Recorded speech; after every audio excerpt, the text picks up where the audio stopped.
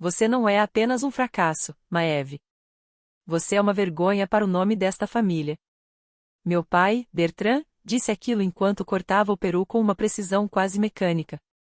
Nem sequer levantou os olhos do prato. Não aumentou o tom de voz.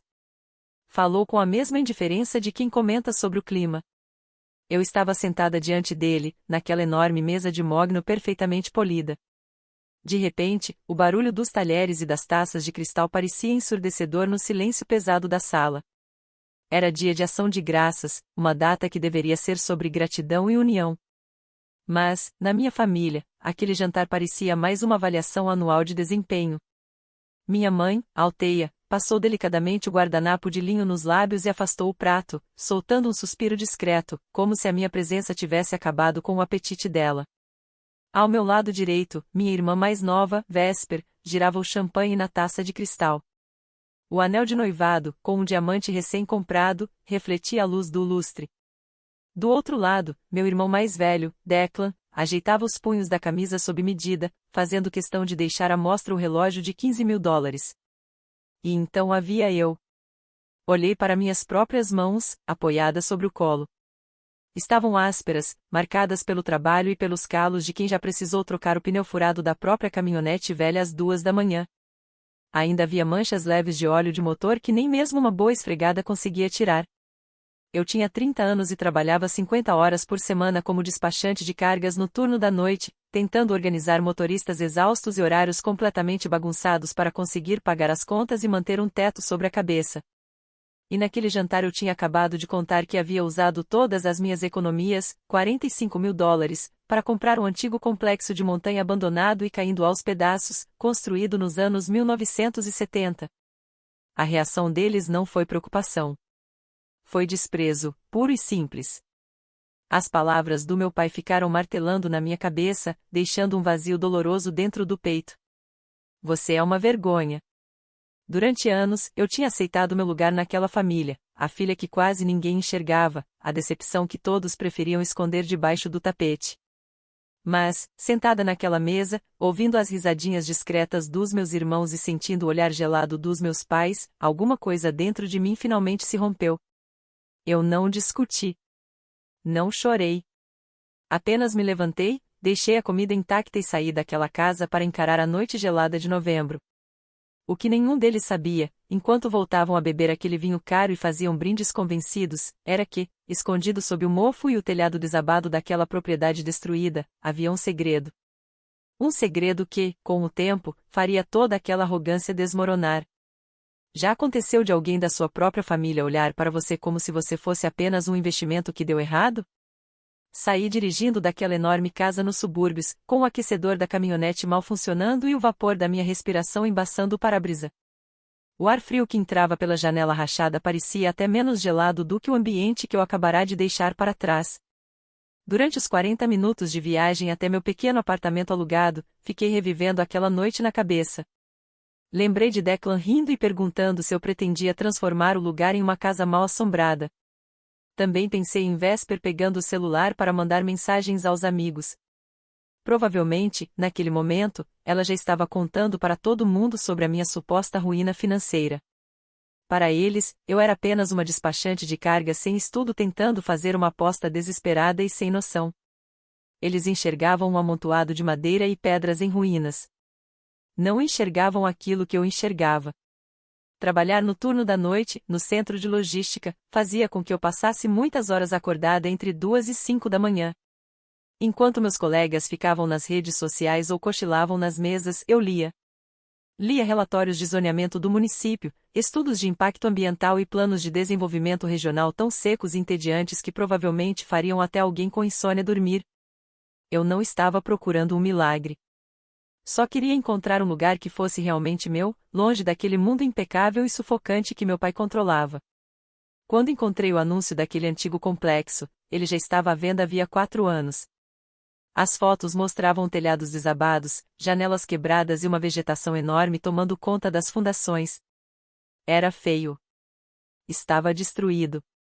E, de alguma forma, parecia combinar perfeitamente com alguém como eu. mas havia uma pequena observação na descrição do imóvel sobre antigas servidões de passagem e instalações de serviços que chamou minha atenção. Naquele momento, eu ainda não fazia ideia da verdadeira dimensão do que tinha comprado. Só sabia que, quando assinei os documentos, minhas mãos tremiam. Não era medo. Era uma esperança quase desesperada de que, finalmente, eu estivesse construindo uma vida que eles não pudessem controlar. Só que, depois daquele jantar de ação de graças, quando saí deixando meu prato praticamente intocado, percebi uma coisa pesada e difícil de aceitar: eles nunca me respeitariam. Mesmo que eu construísse uma mansão naquela propriedade, eles dariam um jeito de chamar aquilo de barraco. As regras daquele jogo sempre tinham sido feitas para que eu perdesse. Apertei o volante com tanta força que meus dedos ficaram brancos. Finalmente, o aquecedor começou a funcionar e soltou um fio fraco de ar quente sobre minhas mãos congeladas. Eu estava sozinha, praticamente sem dinheiro e, oficialmente, afastada pelas mesmas pessoas que deveriam me amar sem condições. Ainda assim, quando entrei na minha garagem, uma estranha sensação de tranquilidade tomou conta de mim. Eu não tinha mais nada a perder. E quando uma pessoa chega ao ponto de não ter mais nada a perder, ela pode se tornar uma ameaça enorme para quem tem tudo a proteger. Será que eu conseguiria atravessar o inverno vivendo em uma casa sem teto? Ou eu tinha acabado de cometer o maior erro da minha vida? Para entender por que aquele jantar de ação de graças foi o momento em que tudo desmoronou, é preciso conhecer o verdadeiro cenário dos últimos 30 anos da minha vida. Minha família nunca me maltratou de uma maneira escancarada, daquelas que parecem cenas de novela. Eles nunca me bateram. Nunca me trancaram em um quarto. A crueldade deles era muito mais discreta. Quase sofisticada. Estava nos pequenos sinais que se repetiam todos os dias, deixando claro quais partes de mim eram aceitas naquela família e quais deveriam ficar do lado de fora. Meu pai, Bertrand, era um corretor de imóveis comerciais que havia construído a própria carreira do zero. Ele construiu sua fortuna na base da agressividade, dos ternos impecáveis e de uma necessidade quase doentia de controlar tudo ao redor. Para ele, amor era uma espécie de negócio. Você precisava merecê-lo apresentando resultados concretos, diplomas importantes, cargos bem pagos, uma carreira respeitada e um estilo de vida que ficasse bonito nas notícias do clube onde frequentavam. Qualquer coisa diferente disso era vista como fracasso. Minha mãe, Alteia, era praticamente um reflexo dele. Desde cedo, ela entendeu que manter a paz dentro de casa significava concordar com Bertrand. Ela usava o silêncio como uma arma. Um suspiro profundo aqui, um olhar decepcionado ali, e já era o bastante para colocar todos nós de volta na linha. Lembro de quando eu tinha 15 anos. Passei 3 semanas trabalhando em uma enorme pintura a óleo para uma competição estadual de jovens artistas. Coloquei toda a minha dedicação naquela obra. Ficava acordada até tarde, sujava o cabelo de tinta e acabava estragando minhas roupas. No fim, conquistei o primeiro lugar. Eu estava tão orgulhosa que parecia sentir meu peito apertar de tanta felicidade. Levei para casa a pintura e a faixa azul da premiação e deixei tudo sobre a bancada da cozinha para meus pais verem. Meu pai entrou, olhou para a pintura por uns 3 segundos e jogou a faixa sobre o balcão. A arte não paga a conta de luz, Maeve. Depois, simplesmente virou as costas e foi preparar uma bebida. 2 dias depois, minha pintura estava na garagem, encostada em uma pilha de pneus velhos. Enquanto isso, o trabalho de história de Vesper, no qual ela tinha tirado C-, provavelmente ganhou um lugar de destaque na geladeira. Afinal, era sobre um político famoso que meu pai admirava. Aquele foi o primeiro episódio do meu pequeno museu de feridas. O segundo aconteceu na minha formatura do ensino médio. Eu não tinha as melhores notas. Matemática e ciência sempre foram difíceis para mim, enquanto meu irmão, Declan, parecia dominar essas matérias sem esforço. Mesmo assim, eu tinha batalhado muito para conseguir me formar. No dia da cerimônia, fiquei ali, usando uma beca barata de poliéster, procurando minha família nas arquibancadas. Os lugares que eu havia reservado para eles continuavam vazios. Só descobri depois que, naquela mesma tarde, Declan tinha recebido uma oferta para fazer um estágio de verão em uma empresa de investimentos privados. Meus pais decidiram que levá-lo para um jantar caro em comemoração era mais importante do que me ver atravessar aquele palco para receber um diploma que, aos olhos deles, não tinha grande valor. Naquele dia, voltei para casa sozinha, ainda usando a beca e o capelo. Mas o episódio que mais doeu, aquele que realmente me fez entender com quem eu estava lidando, aconteceu 5 anos antes. Eu tinha 25 anos e trabalhava naquela empresa de logística como uma simples funcionária administrativa. Finalmente, depois de muito esforço, eu tinha conseguido chegar à etapa de seleção para uma vaga de gerente de armazém. Era uma oportunidade enorme. Salário melhor, horário mais decente e benefícios de verdade. A entrevista final estava marcada para uma terça-feira de manhã. Eu tinha comprado um terno simples, mas apresentável, e passei semanas me preparando. Às 7 da manhã do dia da entrevista, meu celular tocou. Era Vesper. Ela estava desesperada. Chorava tanto que mal conseguia falar. Disse que tinha sofrido um acidente de carro grave do outro lado da cidade, que estava machucada, com medo, e precisava de mim imediatamente porque nossos pais estavam viajando. Meu peito travou de pânico. Joguei as chaves dentro da bolsa, abandonei a entrevista e atravessei a cidade o mais rápido que consegui, até passando dos limites de velocidade para chegar onde Vesper estava. Quando cheguei ao endereço que ela tinha me passado, encontrei uma cafeteria sofisticada. Vesper estava sentada em uma mesa do lado de fora, tomando um matcha gelado. Não havia um único arranhão naquela pele perfeita. Ela levantou os olhos para mim, fingindo estar nervosa e sem fôlego, e então abriu um sorriso frio, calculado. Ah, ótimo! Você veio. Ela ajeitou os óculos de sol de grife e continuou. Esqueci minha carteira e estava precisando desesperadamente de cafeína antes da minha reunião de relações públicas. Você pode pagar, né? Fiquei parada ali, sentindo o coração bater forte nos ouvidos. Aos poucos, a verdade caiu sobre mim como um balde de água gelada. Ela tinha inventado aquela emergência. Vesper sabia da minha entrevista. Sabia o quanto aquela oportunidade significava para mim. E mesmo assim, criou aquela situação só para descobrir se conseguiria me fazer abandonar tudo. Quando liguei para meu chefe para explicar por que tinha faltado à entrevista, a vaga já tinha sido entregue a outra pessoa. Tentei contar para minha mãe o que Vesper tinha feito. Althea apenas soltou aquele suspiro característico dela. Maeve, não seja tão dramática. Sua irmã cometeu um erro. Você não deveria ter abandonado suas responsabilidades tão facilmente. Isso só mostra que você ainda não está preparada para ocupar um cargo de gestão. Foi naquele momento que parei de tentar provar que eles estavam errados. Entendi que, para eles, meus fracassos não eram simplesmente acontecimentos ruins. Eram provas convenientes que confirmavam tudo aquilo em que já acreditavam. Se eu tivesse sucesso, isso ameaçaria a hierarquia que eles tinham construído com tanto cuidado, onde Vesper e Declan eram os filhos perfeitos e eu ocupava o papel da perdedora da família. Então, eu me afastei. Virei a despachante invisível do turno da noite. Passei a usar minhas calças jeans velhas, dirigir minha caminhonete caindo aos pedaços e deixar que eles acreditassem exatamente naquilo que pensavam de mim. Mas a raiva nunca foi embora. Ela apenas foi se acumulando. Com o tempo, virou uma pedra fria e dura no meio do meu peito. Cada comentário maldoso, cada aniversário ignorado, cada risada às minhas custas acrescentava mais uma camada àquela armadura.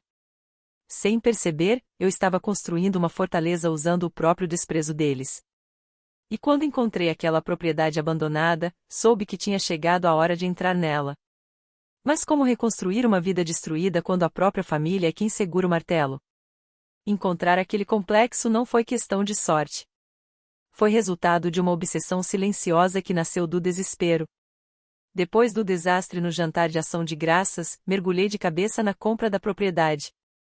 O terreno ficava em uma região esquecida do vale, a cerca de 60 quilômetros dos limites da cidade. Oficialmente, a área era classificada como residencial rural, mas estava abandonada havia tanto tempo que parecia até que o próprio município tinha esquecido que aquele lugar existia. Lembro do dia em que fui ao banco para fazer a transferência.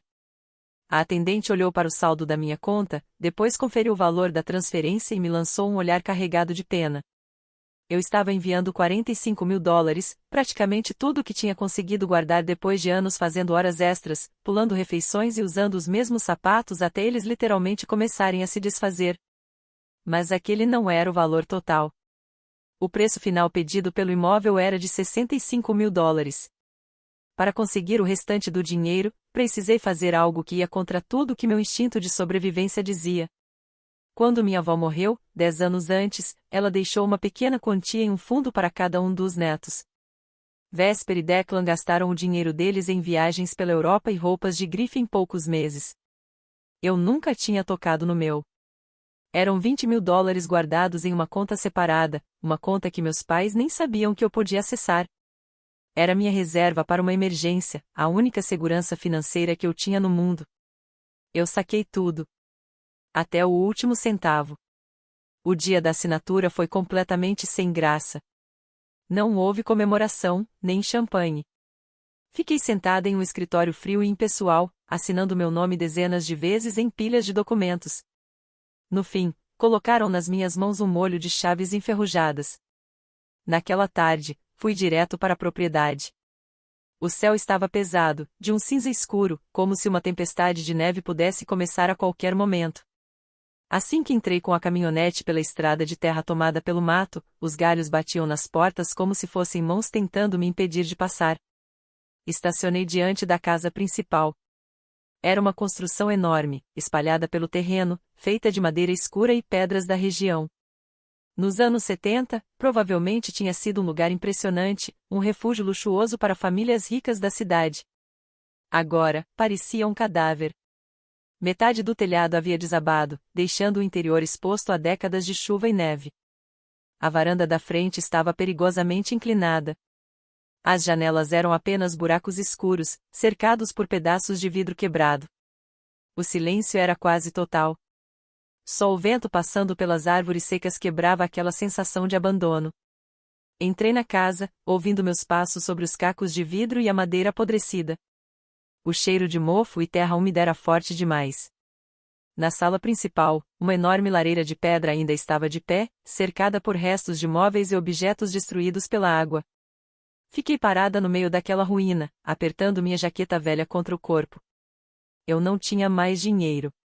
Agora também tinha uma parcela do financiamento que iria consumir meu salário de despachante quase por completo. Não havia aquecimento. Não havia encanamento funcionando. E o telhado simplesmente deixava o céu entrar. Sentei em um pedaço relativamente seco de uma viga caída, escondi o rosto entre as mãos e soltei um suspiro que parecia estar preso dentro de mim havia 30 anos. Eu estava apavorada. A parte racional da minha cabeça gritava que Bertrand estava certo. Que eu tinha jogado minha vida fora comprando um monte de entulhos sem valor. Mas, por baixo daquele medo, existia uma pequena e teimosa chama de resistência. Aquele lugar podia estar caindo aos pedaços, mas era meu. Ninguém poderia decidir como eu deveria organizar as coisas ali. Ninguém poderia pegar minhas conquistas e jogá-las fora. Os meses seguintes passaram em uma mistura de cansaço e trabalho pesado. Continuei no meu turno noturno no centro de cargas, trabalhando das 6 da tarde às 6 da manhã. Quando o sol começava a aparecer, eu dirigia até a propriedade, dormia 4 horas dentro da cabine da caminhonete, enrolada em sacos de dormir, e depois acordava para continuar trabalhando na casa. Comecei pelo básico. Comprei lonas resistentes e improvisei uma cobertura para fechar os buracos no telhado do menor dos quartos. Retirei centenas de sacos de lixo cheios de madeira apodrecida e entulho. Aprendi a usar uma motosserra assistindo a vídeos na internet pelo celular e comecei a limpar o mato que tinha tomado conta da fundação. Minhas mãos, que já eram ásperas, ficaram cobertas de bolhas, cortes e farpas. Meus músculos doíam tanto que, muitas manhãs, eu precisava praticamente me arrastar para fora da caminhonete, porque não conseguia nem me levantar direito. Eu comia feijão enlatado frio, direto da lata, porque ainda não tinha dinheiro para comprar um fogareiro. Eu estava vivendo quase como alguém perdido no meio do nada. Mas, pela primeira vez na vida, minha cabeça estava em silêncio. Minha família não entrou mais em contato. Depois do dia de ação de graças, eles simplesmente pararam de ligar. Aquele silêncio parecia proposital. Era como se quisessem me punir, tirando toda a atenção deles até que eu voltasse rastejando e admitisse que tinha fracassado. Declan publicava fotos do carro esportivo novo nas redes sociais. Vesper não parava de postar novidades sobre os preparativos do casamento. Minha mãe compartilhava fotos impecáveis do clube de leitura. Enquanto isso, eu vivia em um universo completamente diferente, coberta de serragem e lama, lutando para manter uma lona presa sobre a cabeça sempre que começava a chover. Certa vez, ainda no começo daquela reforma, encontrei um antigo livro de visitas danificado pela água, escondido dentro de um arquivo de metal enferrujado no porão. As páginas estavam grudadas umas nas outras, mas fui separando cada uma com muito cuidado. Os registros eram do final dos anos 70. As pessoas falavam sobre a pesca incrível, sobre a água limpa e de sabor puro, e sobre a sensação de paz que aquele lugar proporcionava. Aquilo me mostrou que a propriedade já tinha tido valor um dia. Ela só precisava de alguém disposto a atravessar toda aquela decadência para descobrir o que ainda existia por baixo dela. Passei a mão pela testa e acabei deixando uma marca de lama na pele. Naquele momento, fiz uma promessa silenciosa a mim mesma: eu não iria parar. Mas a vida tem uma maneira curiosa de testar nossa determinação. Muitas vezes, ela faz isso trazendo os fantasmas do passado de volta justamente para nossa porta. E o que acontece quando as mesmas pessoas que destruíram você decidem que o castigo ainda não foi suficiente? 6 meses depois de comprar aquele complexo em ruínas, a realidade das minhas escolhas já tinha se instalado profundamente em mim. Eu tinha conseguido deixar um pequeno quarto protegido da chuva e do vento. O lugar cheirava o tempo todo a água sanitária e madeira úmida, mas pelo menos o frio não entrava mais. Eu tinha um colchão no chão, uma única tomada funcionando, alimentada por um gerador barulhento que gastava combustível demais, e um balde que eu usava para tomar banho. Eu estava sobrevivendo. E por pouco. Foi então que o convite chegou. Era o aniversário de 60 anos de Alteia. Naquele círculo social da minha família, uma comemoração dessas exigia um espaço sofisticado, serviço de buffet, uma banda de jazz ao vivo e uma lista de convidados que parecia mais um catálogo de empresários importantes da região. O convite foi encaminhado para o endereço do meu trabalho. Uma provocação discreta, como se eles nem tivessem se dado ao trabalho de descobrir onde eu estava morando. Pensei em jogar o convite no lixo. Só de imaginar ficar em uma sala cheia de pessoas vestindo seda e terno sob medida, enquanto minhas unhas continuavam marcadas pela terra, meu estômago embrulhava. Mas uma parte pequena e ingênua de mim, aquela parte que ainda era uma criança esperando pela aprovação da mãe, acabou me convencendo a ir. Talvez, só talvez, aqueles 6 meses sem contato tivessem feito minha família repensar as coisas. Eu estava enganada. Passei 2 horas esfregando as mãos com uma pedra pómez até elas chegarem a sangrar. Depois, coloquei o único vestido mais arrumado que ainda tinha. Era um vestido preto simples, justo ao corpo, que já estava pelo menos 5 anos fora de moda. Quando cheguei ao clube, o manobrista olhou para minha caminhonete enferrujada com um desprezo que mal conseguiu esconder. Em seguida, apontou para o estacionamento mais afastado, nos fundos, onde eu deveria deixá-la. Entrei no salão de festas e fui atingida pelo som das taças se encontrando e pelo jazz tocando baixinho. Parecia uma barreira física separando aquele mundo do lugar de onde eu vinha. Meu pai foi o primeiro a me notar. Ele estava perto do bar, cercado por pessoas, com um copo de uísque na mão. Seus olhos passaram por mim de cima a baixo e pararam nos bicos gastos do meu único par de sapatos de salto. Ele fez apenas um aceno quase imperceptível e voltou para a conversa como se eu já tivesse deixado de existir. Minha mãe estava cercada pelas amigas, aproveitando toda a atenção que recebia. Fui até ela, desejei um feliz aniversário em voz baixa e entreguei um pequeno livro de jardinagem, cuidadosamente embrulhado. Eu sabia que ela queria aquele livro. Ela pegou o presente sem sequer olhar para a capa, entregou a um garçom para colocar junto aos outros e disse: Maeve, você veio. Se estiver com fome, tem comida no buffet lá atrás. Voltei para um canto do salão, segurando um copo de água da torneira e observando aquela encenação. Declan falava alto sobre taxas de juros. Vesper dominava uma roda de pessoas, mostrando o anel de noivado para qualquer um que demonstrasse interesse. Eu me sentia completamente deslocada. Era como um fantasma vagando por uma festa para a qual, no fundo, nunca tinha sido convidada. Então chegou a hora dos discursos e dos presentes. A música parou e os convidados se aproximaram de uma mesa grande, coberta por caixas embrulhadas. Vesper, interpretando perfeitamente o papel de filha exemplar e atenciosa, começou a entregar os presentes para Alteia. Depois das joias, dos vouchers de spa e dos perfumes caros, Vesper ergueu de repente uma caixa grande, embrulhada de qualquer jeito. Espera, disse ela, fazendo sua voz ecoar pelo salão silencioso. Eu trouxe um presente especial. Mas não é para a mamãe. É para Maeve. O salão inteiro ficou em silêncio. Centenas de olhares se voltaram para mim, escondida naquele canto escuro. Meu coração começou a bater com força contra o peito. Levantei-me devagar e caminhei até ela. Cada passo parecia exigir um esforço enorme, como se eu estivesse atravessando concreto molhado. Vesper sorria.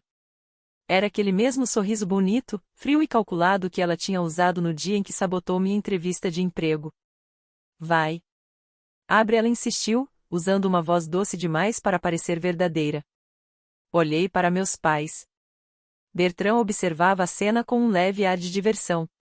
Althea parecia um pouco constrangida, mas não fez absolutamente nada para impedir aquilo. Peguei a caixa. Ela era surpreendentemente leve. Com os dedos tremendo, comecei a rasgar o papel. Dentro havia um conjunto de tecido azul, duro e áspero. Puxei o uniforme e deixei que ele se abrisse diante de mim. Era um uniforme de faxineira. Feito de poliéster barato, tinha uma etiqueta amarela bem chamativa com o nome Maeve presa no bolso do peito. Pendurada nos botões de plástico, havia ainda uma escova de banheiro resistente. Algumas pessoas na sala soltaram risadinhas nervosas.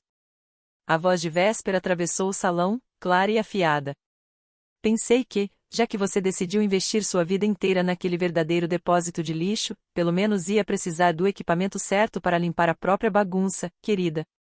Considere isso um investimento na sua nova carreira. As risadas ficaram mais altas. Declan gargalhava sem fazer questão de disfarçar, batendo na própria perna de tanto rir. Meu pai abriu um sorriso de canto enquanto tomava um gole do uísque.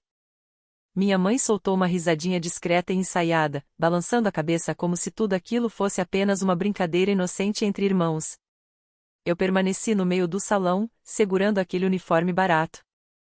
O tecido áspero raspava nas minhas mãos calejadas. Meu rosto queimava de vergonha, mas, por baixo daquela humilhação, alguma outra coisa estava acontecendo. O último fio que ainda me ligava àquela família, aquela esperança frágil de que algum dia eles me enxergariam como uma pessoa de verdade, finalmente se rompeu. E, dentro da minha cabeça, o estalo pareceu ensurdecedor. Eu não joguei o uniforme na cara de Vesper. Não gritei. Não chorei. As lágrimas simplesmente tinham desaparecido. No lugar delas, surgiu uma clareza fria e absoluta.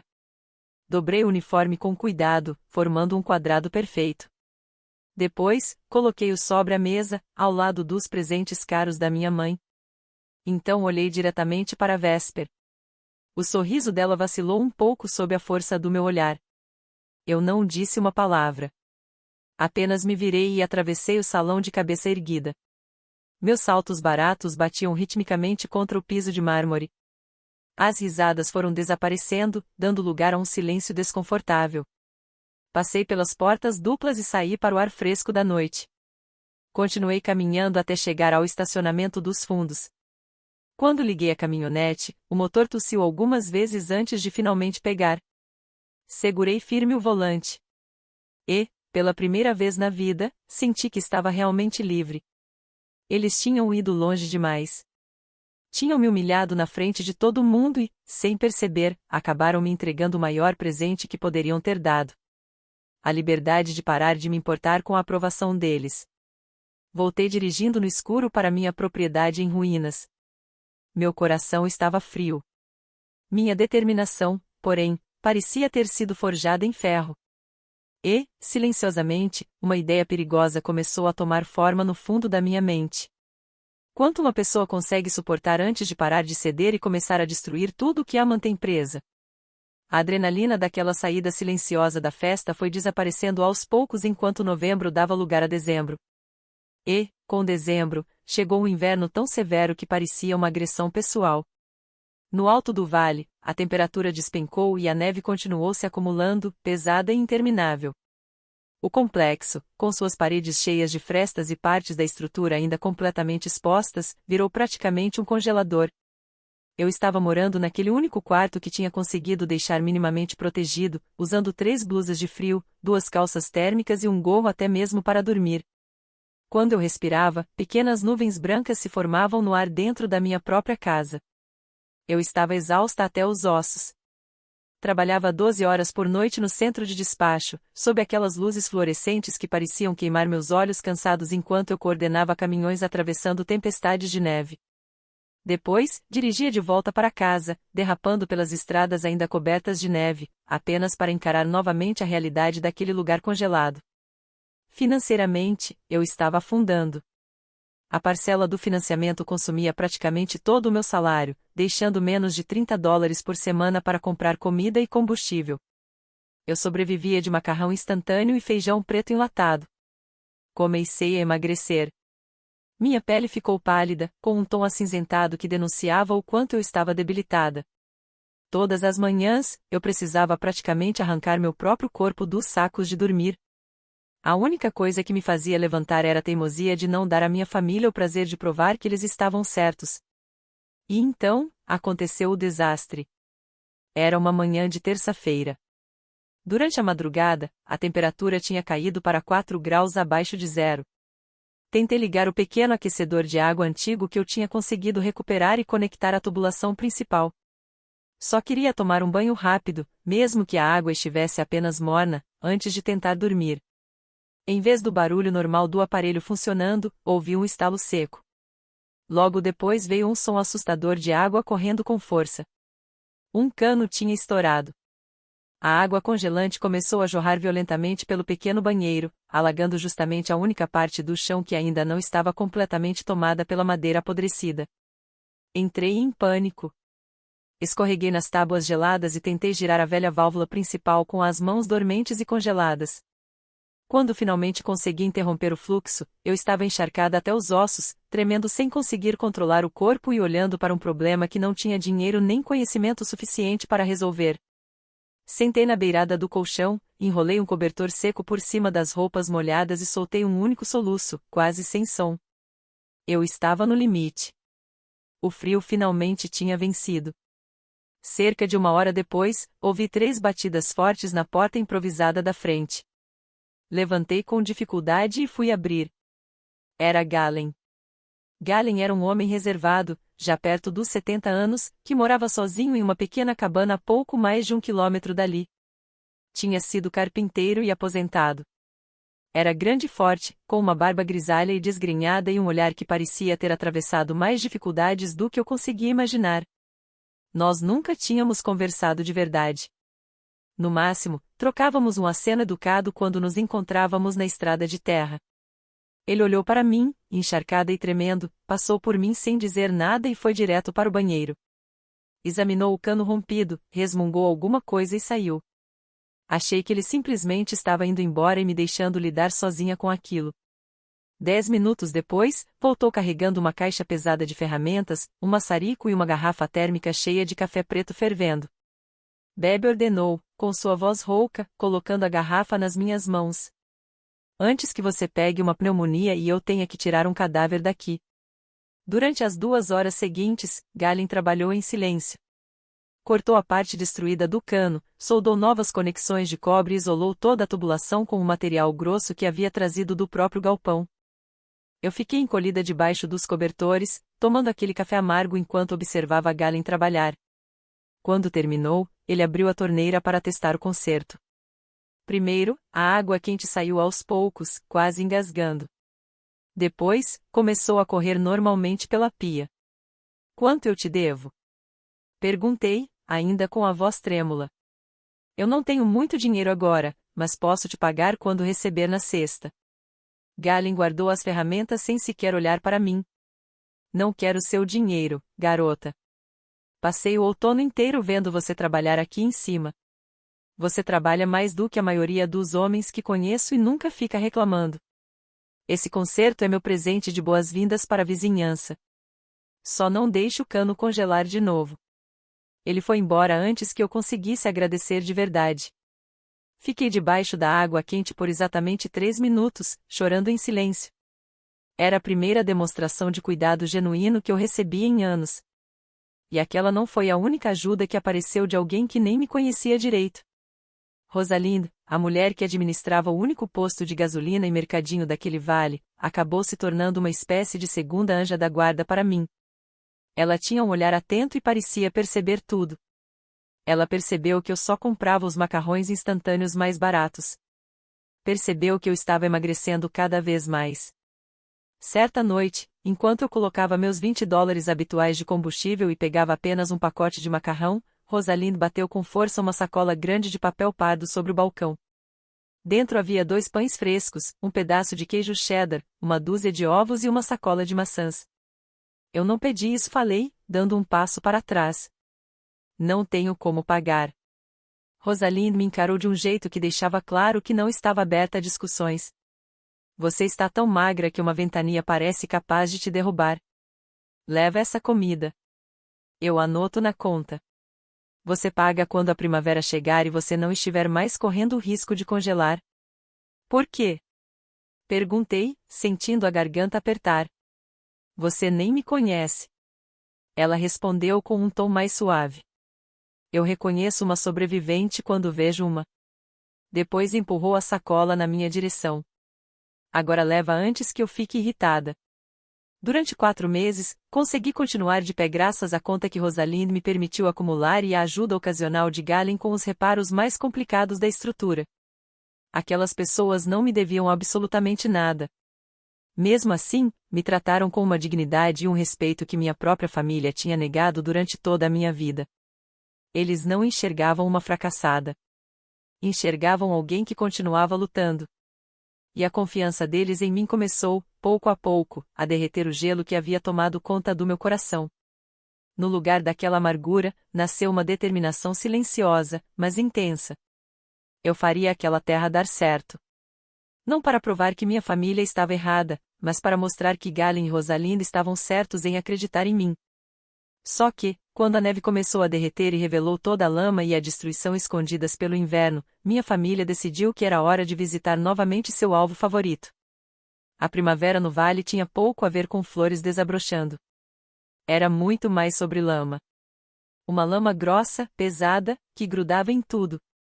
O complexo parecia ainda pior do que durante o inverno. Com o gelo derretido, finalmente dava para enxergar a verdadeira dimensão da madeira apodrecida e dos destroços que eu ainda precisava retirar.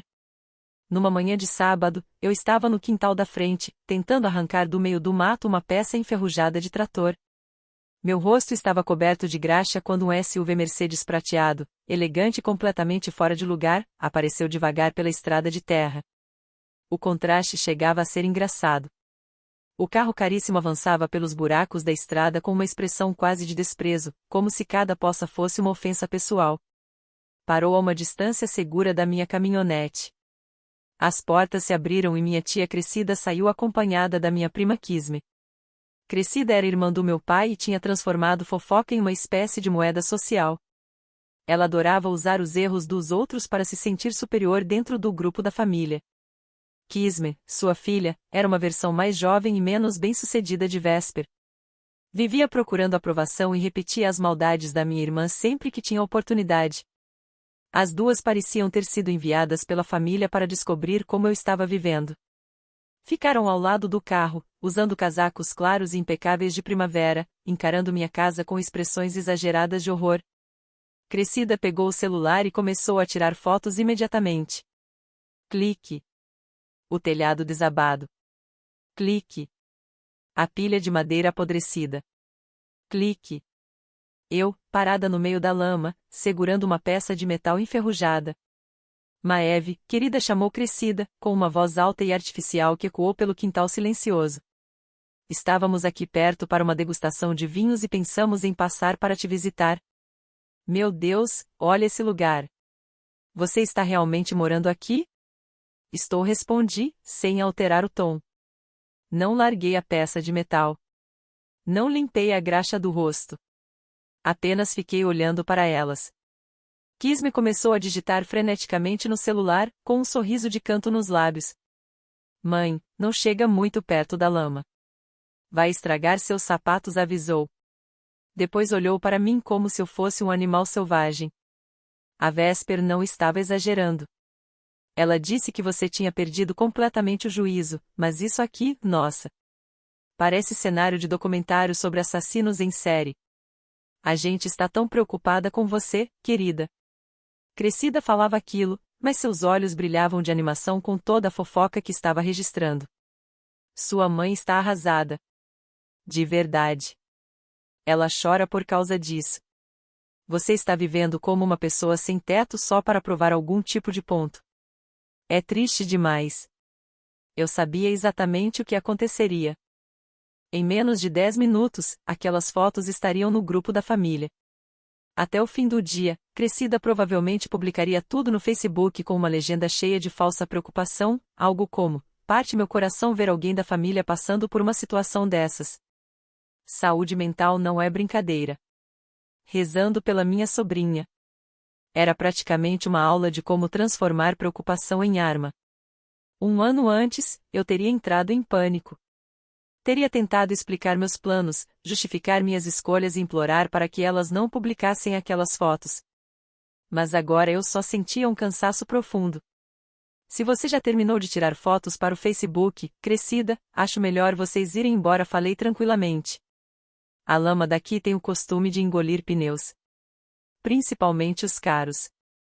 Crescida levou a mão ao peito, segurando as próprias pérolas, fingindo estar profundamente ofendida.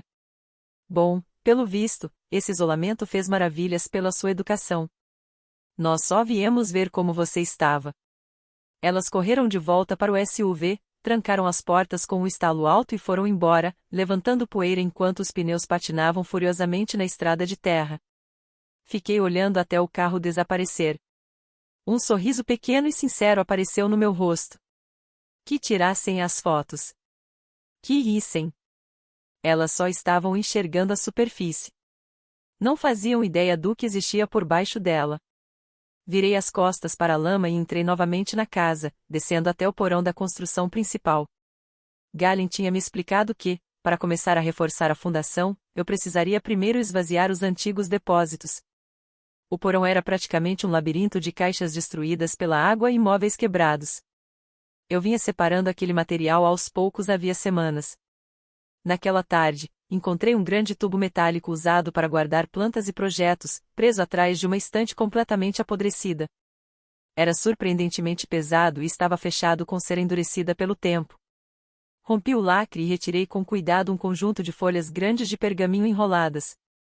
As bordas estavam se desfazendo, mas a tinta ainda podia ser lida. Eram mapas de levantamento geológico datados de 1924. Espalhei os mapas pelo chão e passei a lanterna sobre as linhas detalhadas e as anotações feitas à mão. Eu não era especialista no assunto, mas minhas muitas noites lendo documentos de zoneamento tinham me ensinado pelo menos o suficiente para entender mapas topográficos. Os desenhos mostravam o terreno onde minha propriedade estava localizada. Mas não mostravam apenas o que existia na superfície. Eles revelavam também o que havia debaixo dela. Bem abaixo da propriedade, atravessando profundamente a rocha, existia um enorme aquífero subterrâneo, um reservatório natural de água limpa e gelada. As anotações indicavam que aquele era o maior ponto de acesso ao lençol freático em todo o vale, que se estendia por dezenas de quilômetros. E havia mais. De acordo com a escritura do imóvel, que eu tinha estudado obsessivamente, o proprietário daquele terreno específico possuía direitos exclusivos e restritos sobre a água daquela região. Minha respiração ficou presa. Passei o dedo trêmulo sobre as linhas azuis daquele mapa antigo. Eu ainda não conseguia compreender exatamente quanto aquilo poderia valer. Mas alguma coisa dentro de mim dizia que eu tinha acabado de descobrir o segredo que aquela terra escondia. Enquanto minha tia e minha prima estavam ocupadas fotografando a madeira podre e o telhado destruído, elas estavam literalmente pisando sobre algo que poderia valer uma fortuna. Enrolei os mapas novamente, com a cabeça cheia de pensamentos. Eu precisava confirmar aquelas informações. Precisava manter tudo em segredo. E, acima de tudo, precisava esperar. A armadilha estava montada. Agora, bastava deixar que o mundo viesse até mim. Mas quem apareceria procurando água naquele vale esquecido? E quanto estaria disposto a pagar por ela? A primavera virou um verão sufocante.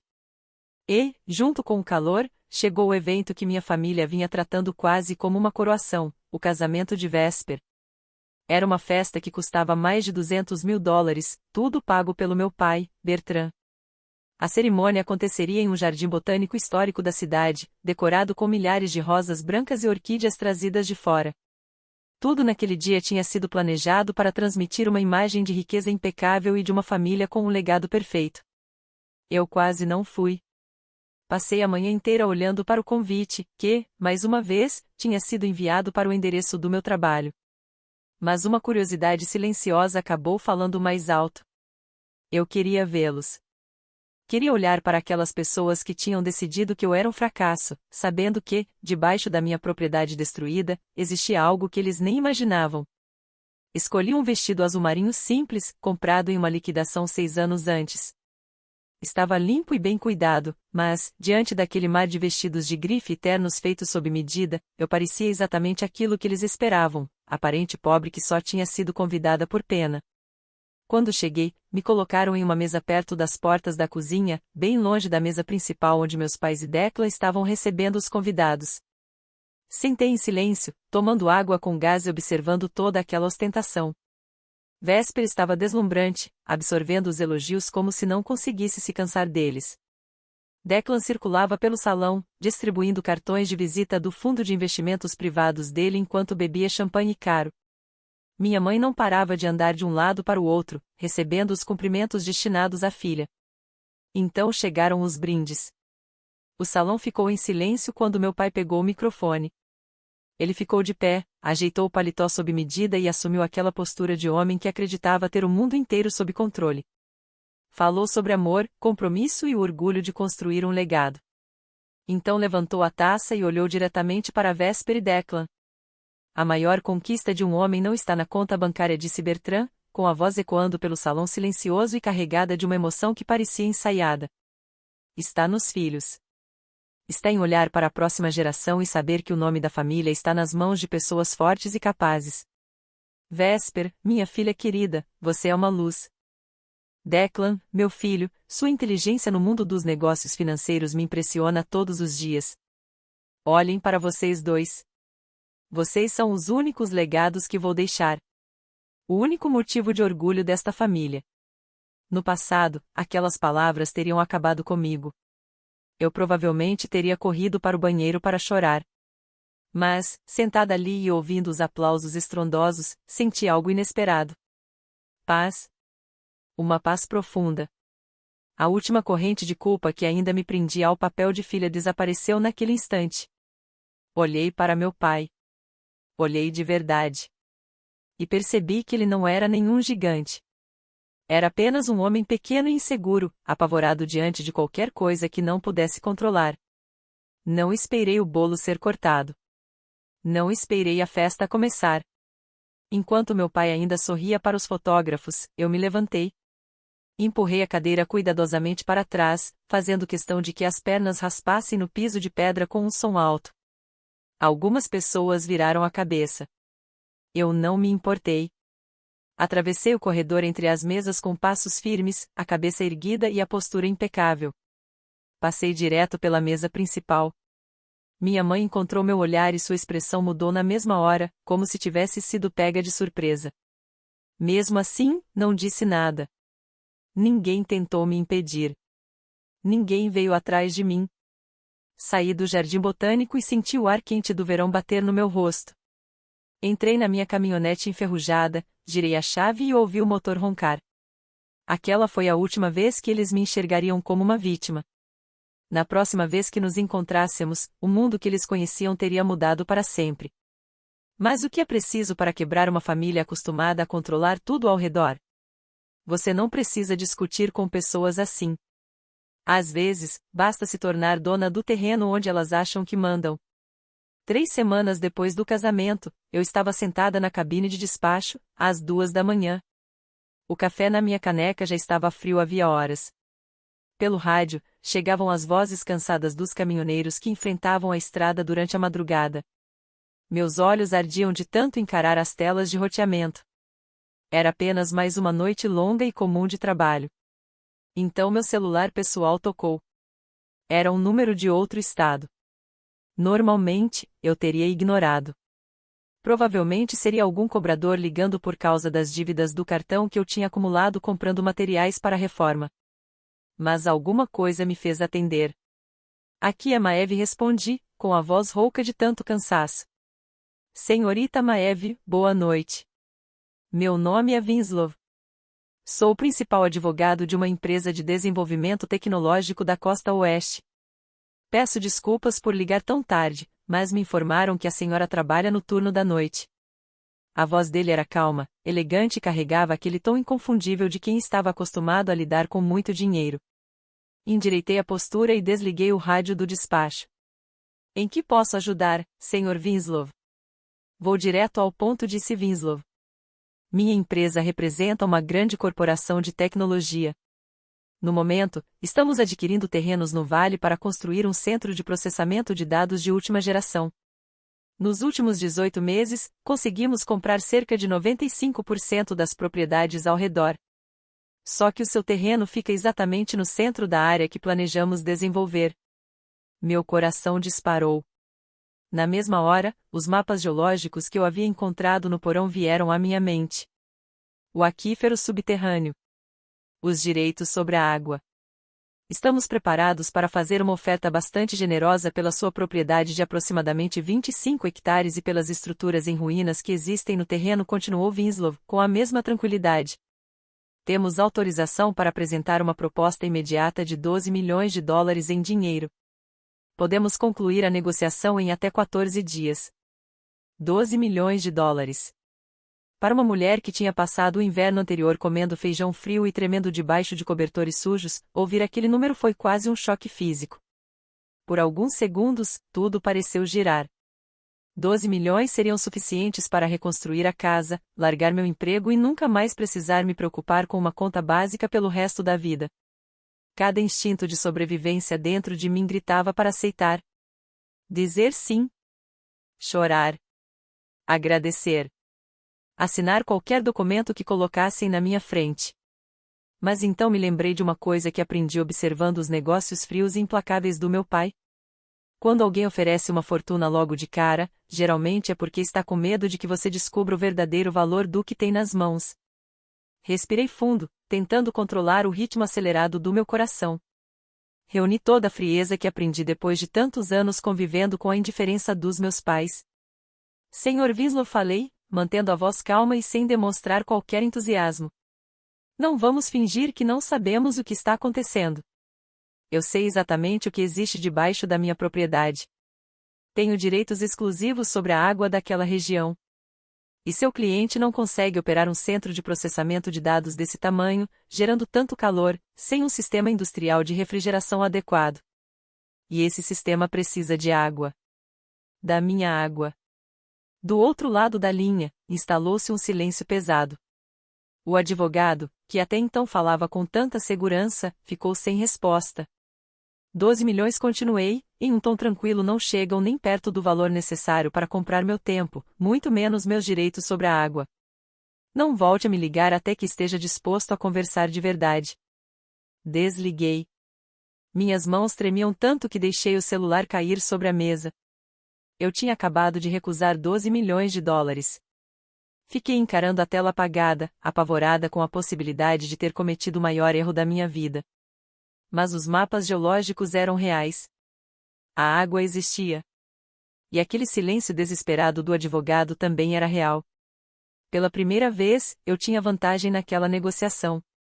E estava disposta a esperar até descobrir quanto eles realmente estavam preparados para oferecer. Os 3 meses seguintes foram uma verdadeira batalha de paciência. Winslow não ligou no dia seguinte. Nem na semana seguinte. Passei 30 dias angustiantes me perguntando se tinha ido longe demais, se eles haviam encontrado alguma brecha legal ou se simplesmente desistiriam do projeto. Mesmo assim, mantive minha posição. Continuei trabalhando nos turnos da noite.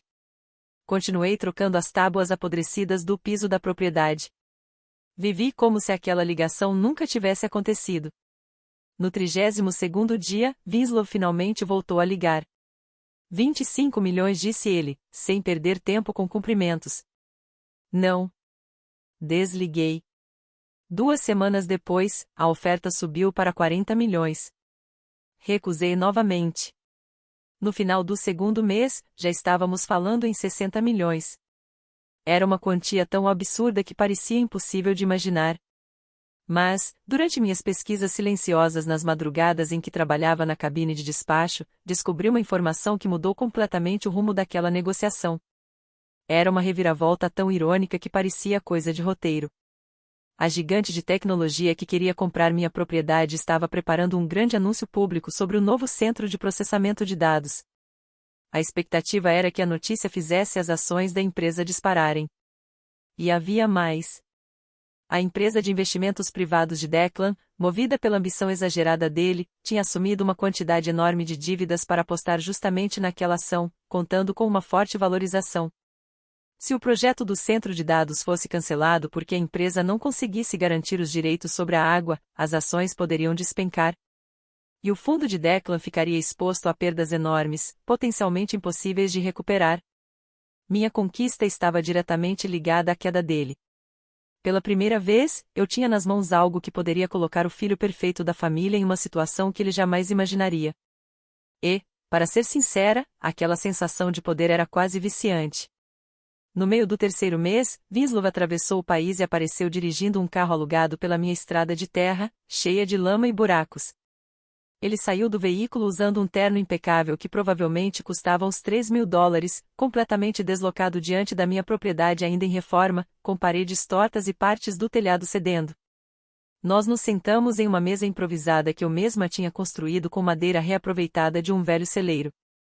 Servi café instantâneo em uma caneca lascada. Winslow abriu a pasta de couro e tirou uma pilha grossa de documentos jurídicos. Depois, empurrou tudo pela mesa até mim. 82 milhões de dólares, disse ele, em voz baixa.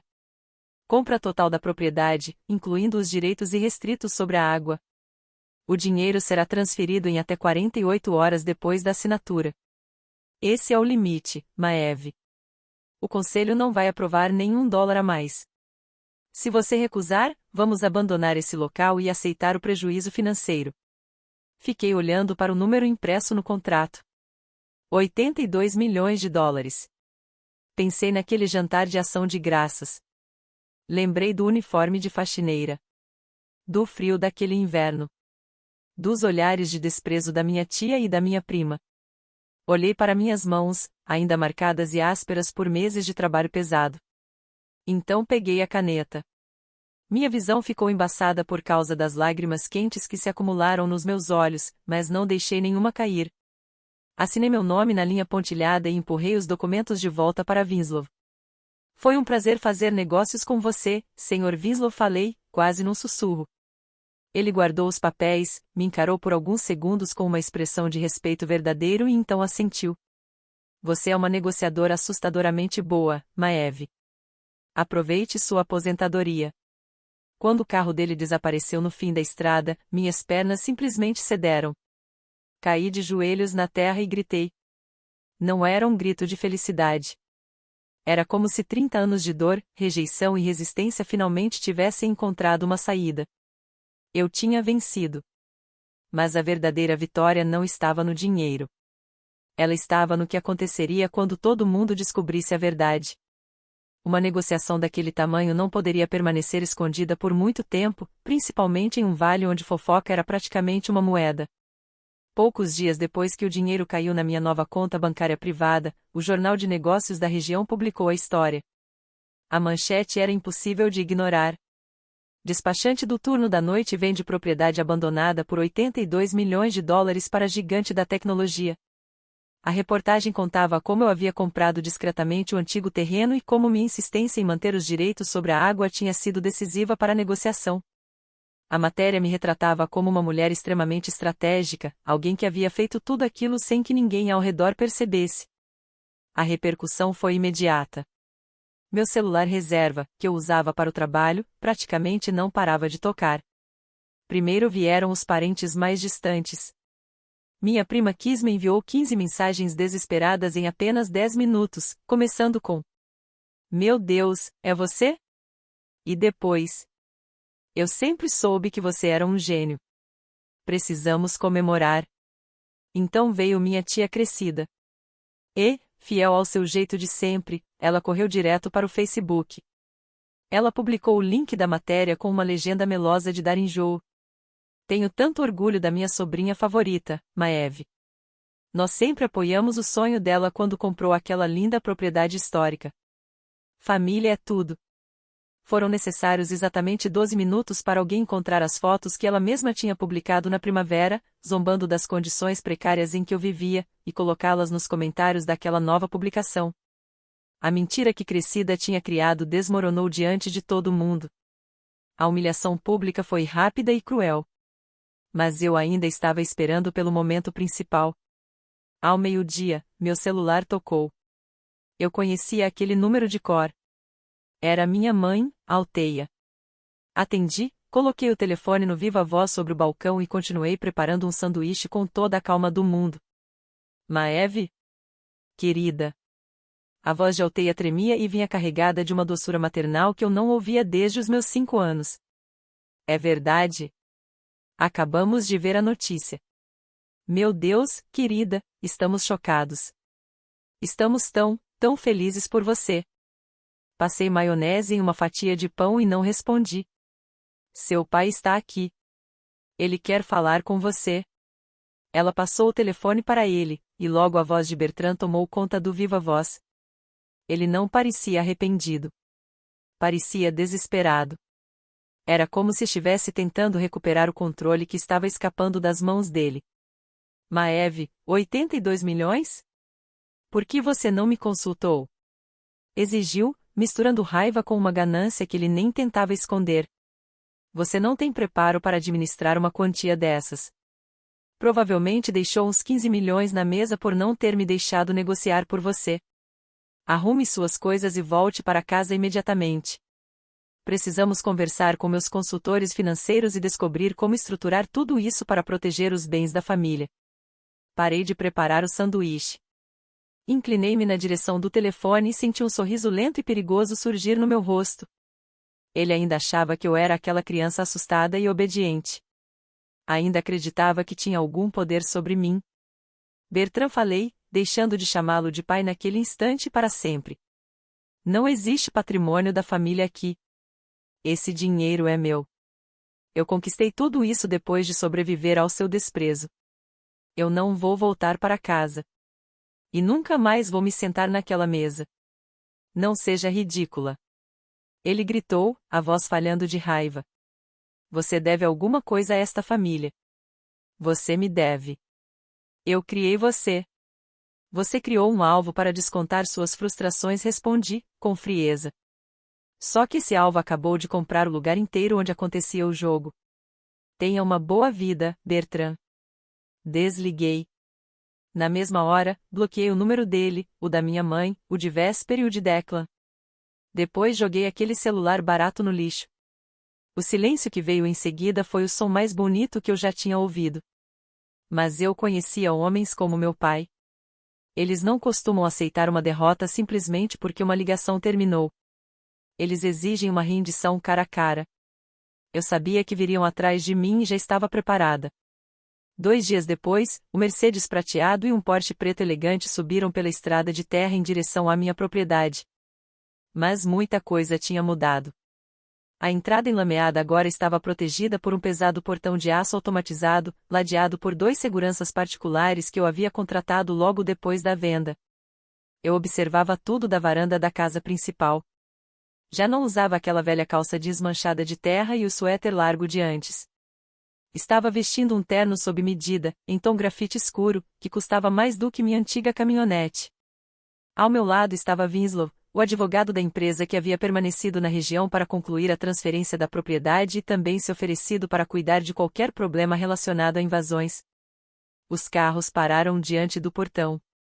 Bertrand e Vesper saíram furiosos e caminharam em direção aos seguranças, carregando a mesma sensação de superioridade de sempre. Abra esse portão! Gritou Bertrand, com o rosto vermelho de raiva. Ela é minha filha. Eu exijo falar com ela. Fiz um pequeno gesto para um dos seguranças. Ele apertou um botão e os enormes portões de aço começaram a se abrir. Desci lentamente pela estrada de cascalho para encontrá-los, enquanto Winslow vinha alguns passos atrás. Vesper ficou me encarando, com a boca ligeiramente aberta. Seus olhos percorreram meu terno, meu cabelo impecavelmente arrumado e, principalmente, a tranquilidade assustadora que agora fazia parte da minha postura. A inveja apareceu no rosto dela sem que conseguisse esconder. Com uma única assinatura, eu tinha ultrapassado tudo aquilo que ela passou a vida inteira tentando conquistar. Maeve, isso já passou dos limites, disparou Bertrand, tentando estufar o peito e recuperar aquela velha postura de autoridade. Você está fazendo um espetáculo de si mesma. Mande esses seguranças embora, deixe a gente entrar e vamos resolver essa confusão financeira. Você está agindo como uma filha ingrata. Parei a alguns metros dele. Não levantei a voz. Não recuei. Você não veio aqui por causa da sua filha, respondi, e minha voz cortou o silêncio do vale. Você veio por causa dos 82 milhões. Fiz uma pausa. Você veio porque não suporta a ideia de que a pessoa que você considerava inútil acabou se tornando a pessoa mais poderosa que você conhece. O seu controle termina aqui. Do outro lado desse portão. Vesper deu um passo à frente, com a voz estridente. Agora você acha que é melhor do que a gente porque teve sorte com um pedaço de terra? Você continua sendo apenas uma despachante, Maeve. Você não é ninguém. Sorri. Era um sorriso frio, sem qualquer emoção. Então virei ligeiramente para Winslow. Winslow, você poderia explicar a situação do mercado depois do adiamento do anúncio do centro de dados do seu cliente? Winslow ajeitou a gravata. Seu rosto continuava completamente profissional. Claro. Devido a um pequeno atraso na aquisição desta propriedade específica, nosso cliente adiou o anúncio de expansão trimestral em 3 semanas. O mercado reagiu mal à notícia. As ações da empresa sofreram uma queda significativa. Voltei a olhar para meu pai. Vi exatamente o instante em que ele entendeu o que aquilo significava. O fundo do Declan estava excessivamente exposto a essa ação, não estava? Perguntei baixinho. Ele comprou usando margem, esperando uma valorização imediata. As 3 semanas de atraso que provoquei durante as negociações acabaram gerando uma chamada de margem. O fundo dele está desabando, não está, Bertrand? O rosto do meu pai perdeu completamente a cor. Ele parecia ter levado um golpe. Deu alguns passos para trás, até conseguir segurar o capô do Mercedes para não cair. Seu peito subia e descia rapidamente. O filho perfeito, o grande herdeiro da família, agora estava diante da possibilidade de perder tudo porque eu simplesmente decidi não atender uma ligação com pressa. Você destruiu seu próprio irmão, murmurou Bertrand, com a voz desprovida daquela autoridade que sempre usava. Não corrigi. A arrogância dele destruiu o próprio caminho. A maneira como vocês o criaram também teve sua parte nisso. Eu apenas sobrevivi ao inverno para o qual vocês me deixaram. Virei as costas e comecei a subir novamente pela estrada. Acompanhem os dois para fora da propriedade, ordenei aos seguranças por cima do ombro. Se eles voltarem, chamem a polícia. Não olhei para trás. Ouvi os motores acelerarem e os carros desaparecerem pela estrada. As correntes invisíveis que durante tantos anos me prenderam à opinião daquela família finalmente se partiram. A dinastia tinha acabado. Parte 12. Um novo poder e a mensagem final. O dinheiro mudou minha vida, é claro. Paguei todas as minhas dívidas em uma única tarde. Comprei uma cobertura em uma cidade distante, longe o suficiente da minha família para começar de novo. Mas os pagamentos que mais me deram satisfação não foram para mim. Fui uma última vez à loja de conveniência de Rosalind. Entreguei a ela um envelope grande de papel pardo. Dentro havia a escritura do prédio comercial onde ficava a loja. Agora, o imóvel estava totalmente quitado. Também coloquei um cheque administrativo de $200 mil para que ela pudesse reformar o estabelecimento. Rosalind chorou e me abraçou com tanta força que minhas costelas chegaram a doer. Depois fui até a cabana de Galen. Ele tentou recusar o dinheiro, resmungando que não queria caridade. Então, em vez de simplesmente entregar dinheiro a ele, criei um fundo fiduciário irrevogável de $5 milhões em seu nome. Assim, suas despesas médicas, impostos e custos de vida estariam garantidos pelo resto da vida. Também comprei para ele uma oficina de marcenaria completamente nova, equipada com ferramentas de primeira linha. Galen não chorou. Mas não conseguiu me encarar enquanto apertava minha mão. O aperto foi firme e demorou alguns segundos a mais do que o normal. Uma semana antes de a empresa de tecnologia levar as máquinas para demolir o antigo complexo, voltei à propriedade pela última vez. Fiquei parada na varanda inclinada, olhando para o vale. Pensei nas noites em que passei fome, na água congelante, no uniforme de faxineira e na certeza absoluta que minha família tinha de que eu era um fracasso. Foi então que percebi uma coisa. Eu não precisava mais de um pedido de desculpas de Bertrand ou Althea. Não precisava que Véspera admitisse que tinha sido cruel.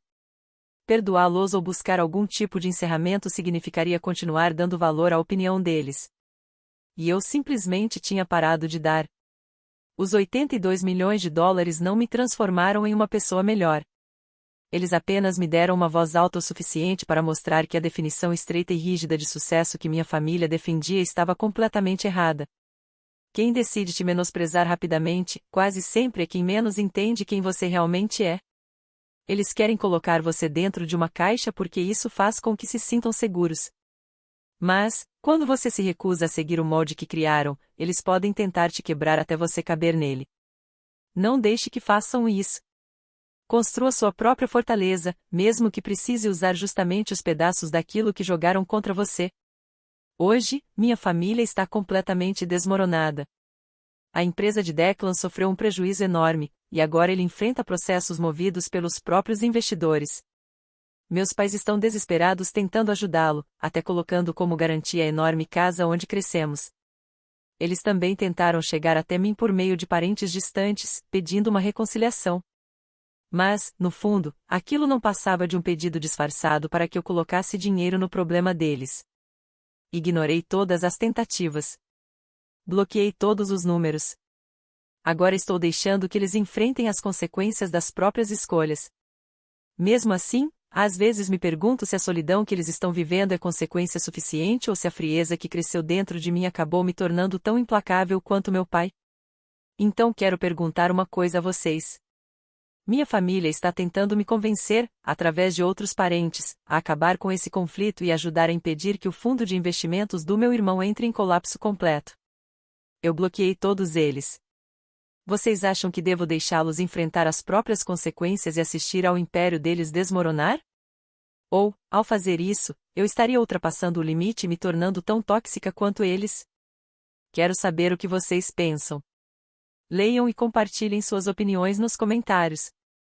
Obrigada por acompanharem minha história até aqui.